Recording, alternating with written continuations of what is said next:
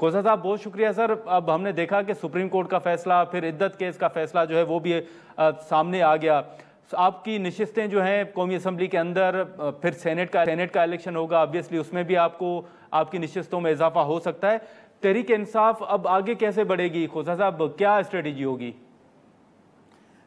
देखें, पहले तो मैं गुरमानी साहब आपके चैनल के तवस्सुत से सारी कौम और सारे मुल्क को मुबारकबाद देता हूँ, 25 करोड़ अवाम को, कि आज हमारी अदलिया ने अपना जो है अवाम के ख्वाहिशात और उमंगों की तर्जमानी करते हुए आइन पर मनवन अमलदारी का जो है हुक्मनामा एक ऐसा जारी किया है।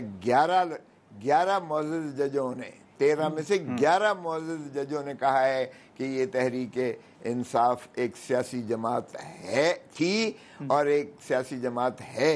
उन्होंने उस स्टेट ऑफ डिनायल से निकाला है। और 11 जजेस का तो मैं बड़ा वाज़े कह सकता हूँ। बाकी 2 जज साहिबान जिन्होंने मुकम्मल तौर पर वो खारिज की हैं, उनका मैं नहीं कह सकता कि क्या वो भी इस हद तक गए हैं कि सुप्रीम कोर्ट के उस फैसले को, क्योंकि लामहला वो भी ये नहीं कह सकते कि सुप्रीम कोर्ट का फैसला गलत था, जो बल्ला ना देने का या बल्ला छीन लेने का फैसला था। सो यकीनन 13 के 13 जज साहिबान मेरे ख्याल में वो यकीनन हम नवा हैं कि ये इलेक्शन कमीशन ऑफ पाकिस्तान ने जो चीफ जस्टिस काजी फाइज ईसा की सरबराही में 3 रुकनी बेंच ने जो हमारा बल्ले का निशान जो है वो हमें महरूम किया था, वो उसका मतलब ये कतअन नहीं था कि पाकिस्तान तहरीक इंसाफ बतौर सियासी जमात के वो मुनहदम हो गई है या ख़त्म हो गई है।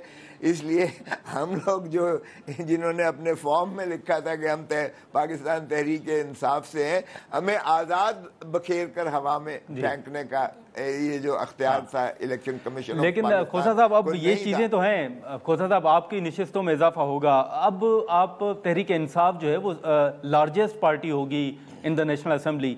आप क्या फिर पीपल्स पार्टी हो या दीगर जमातों से रब्ता करके क्या कोई इत्तेहाद बना सकते हैं? क्या मौजूदा हुकूमत के खिलाफ तहरीक अदम एतमाद लाने का ऑप्शन भी मौजूद है? जी, ऑप्शंस तो सारे मौजूद हैं, लेकिन जो सियासी जमातें हैं, हमारी पहली प्रायोरिटी होगी कि फॉर्म 47 के जो ये घुस बैठे हुए हैं, बशमूल वज़ीर आज़म पाकिस्तान, बशमूल कायद जनाब मोहतरम मियाँ नवाज शरीफ साहब जो डॉक्टर यास्मीन से हारे हुए हैं, बशमूल वो जो कहता है कोई शर्म होती है, कोई हया होती है, माशाअल्लाह सियालकोट से ख्वाजा आसिफ साहब वफाकी वज़ीर जो है जो कि रेहाना डार से हारे हुए हैं। ये फॉर्म 47 की हमारी पहली प्रायोरिटी होगी कि इसको भी जितनी जल्दी इसका फ़ैसला कर लिया जाए, ताकि हमारे नज़दीक जो अवाम के सही तर्जमान करते हैं, जो नवाज़ शरीफ साहब, मियाँ नवाज़ शरीफ साहब कहते थे कि वोट को इज़्ज़त दो, वोट को इज़्ज़त दो वाले उम्मीदवार जो हैं, जो MNAs MPAs हैं, हम उनकी जमातों से यकीनन बात करेंगे, भले वो हमारी मुखालफत ही क्यों ना करें। लेकिन देखें, जो अवाम के वोटों से सही माने में मुंतखब होकर आए हैं, वो भला हमारे हमनवा हों या ना हों, उन्होंने भी लोगों के वोट लिए हैं। तो सर उनका ताल्लुक किसी भी जमात से हो? बिल्कुल, किसी भी जमात से हो, हम यकीनन उनसे बात कर देंगे। लेकिन उसमें MQM बिल्कुल साफ हो जाएगी, क्योंकि MQM की सारी जमातें जो हैं, सारी सीटें जो हैं, वो कराची से वो फॉर्म 47 की पैदावार है। आपकी सिर्फ 17 मुस्लिम लीग नून जीती है। तो खोसा साहब फिर बिलावल साहब के साथ भी बात हो सकती है?